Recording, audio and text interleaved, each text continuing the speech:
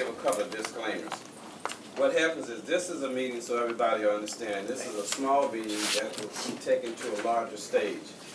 There'll be some folks who have heard about this meeting who felt like they should have gotten invited and they should have been invited, but I can't invite everyone. So when the word goes out that this is a meeting where we get ideas and thoughts to be taken to the larger arena in our community so that everyone will be included. Now, having said that, the other part of the ground rules is this. As we proceed our discussion, if you look around, there are a lot of people here. A lot of folks want to say something. If you come here to be quiet, then you're in the wrong place. What I want you to do is give your opinion. The opinion is thus this, in this direction. I am the new representative in District 4. My district has a significant amount of African Americans and Hispanic. My district has the largest amount of businesses in any district. I have the largest amount of small to medium-sized businesses as well as large businesses in my district. There are some innate problems that I need to address, and that is part of that will be participation goals that the city has. That's another story for another day. Now, what I need from you is your opinion about what you think should be going on in our district. And some of this will go off into the larger community. Always keep in mind that I feel strongly that right makes might, and how I approach the other commissioners to support this endeavor that we're going to try to achieve here. So we are not in a volatile environment. We're in an environment of change, but I need directions. I need some input into what you think. Now, I must preface it by saying this. Nobody's opinion is a wrong opinion. The city has an awful lot of land. Some plans they made, some about. Some plans I want to try to intervene and restructure some of those plans where possible. I'm happy to see the level of thinking here that is necessary in order to evolve into inclusion and change component. To see these many folks come together as a community, and to Commissioner Phillips. Good morning, man. How you doing?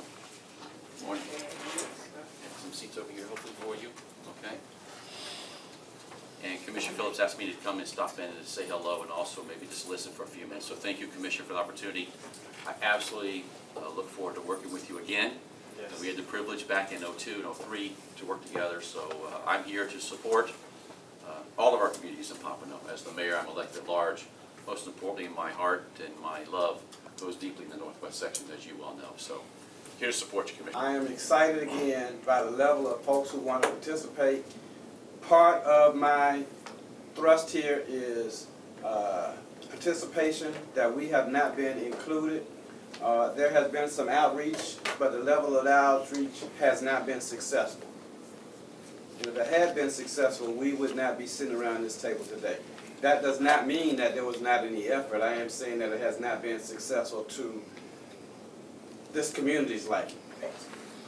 And so, having said that, ladies and gentlemen, the floor is now open for the opinions of your opinions of what you'd like to see. We do have a CRA. Our CRA has about 3,000 acres. It is one of the largest CRAs existing in the state of Florida.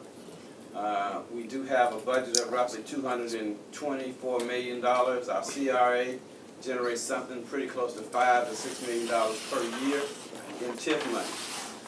The life of the CRA is currently in jeopardy, but I think that if they can garner enough support from this community, and that support is going to be contingent upon inclusion, that there may be some changes or some effect. So having said that, the floor is now open for your opinions. Well, I think we need an action plan in the Northwest section. An action plan with inclusion, whereby you make the residents and a lot of the businesses that are in the area part of the solution as opposed to part of the problem. We know that, through Ms. Ely, there's a serious amount of education in this community and a serious amount of business acumen that exists within the Northwest section. A lot of the housing in the Northwest section has been built by a lot of those children that went through Ely and business owners and things of that nature. But we're going to see some type of organization to keep the dialogue happening, to create the action plan that we want to see, as opposed to action plan that's being put upon us or thrown upon us. You do have participation from a $1.2 billion organization, which is Broward Health.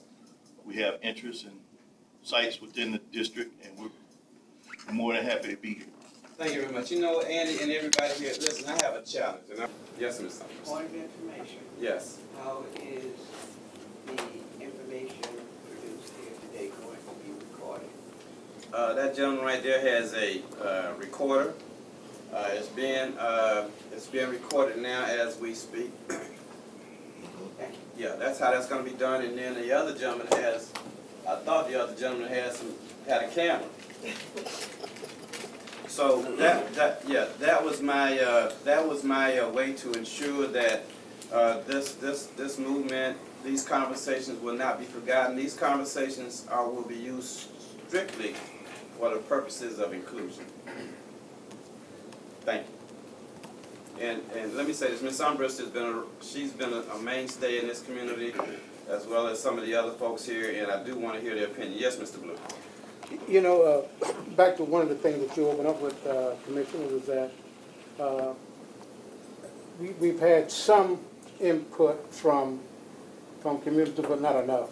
And I think a lot of this problem from this community, especially in District 4, is a lack of communication.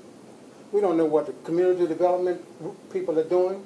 We don't know what the CRA is, or you may think you know. You got a board, but you know, these people do exactly what they want to do. So I think if we did anything at all, we ought to continue to, if not this type, but some town hall meeting type of meeting, so we can talk about what the issues are and what we talked about here today and where we started.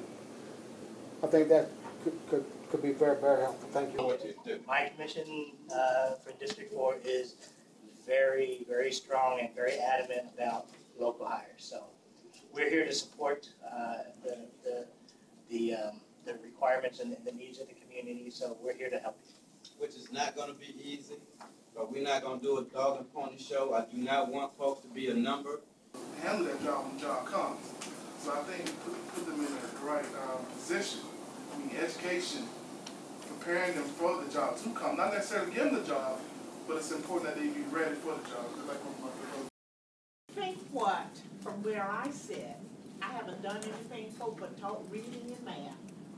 And she's a good person. But from where I sit, looking at developers and looking at trying to employ, I'm going to say, for the lack of a better word right now, the common person to get the job done. And however, they may not have a college degree, but they are still skilled.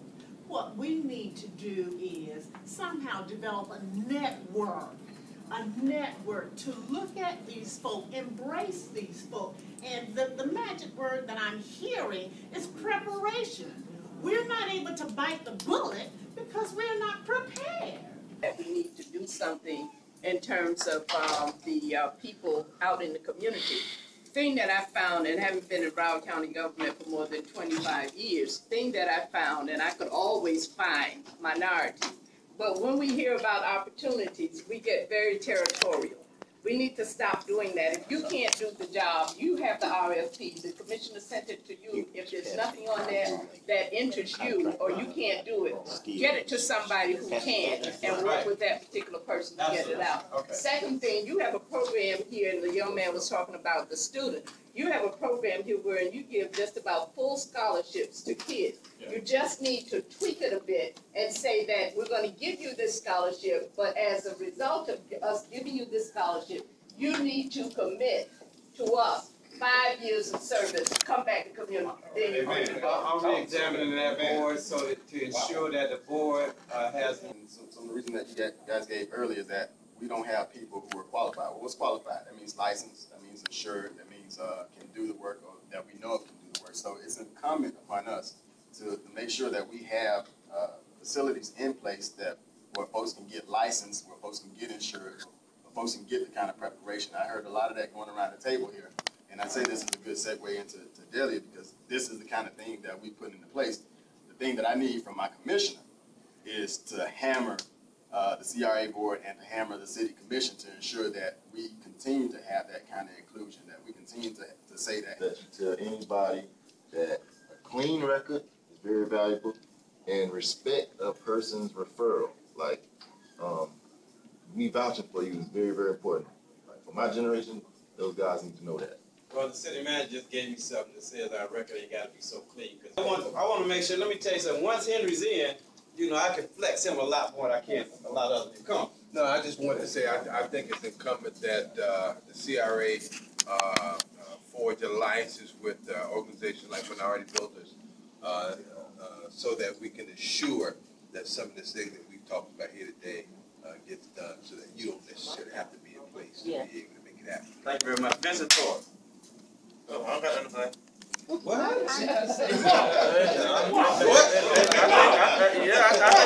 think y'all done said enough. I figure out how to work. Hold on a second, Mr. President. Hold on a second.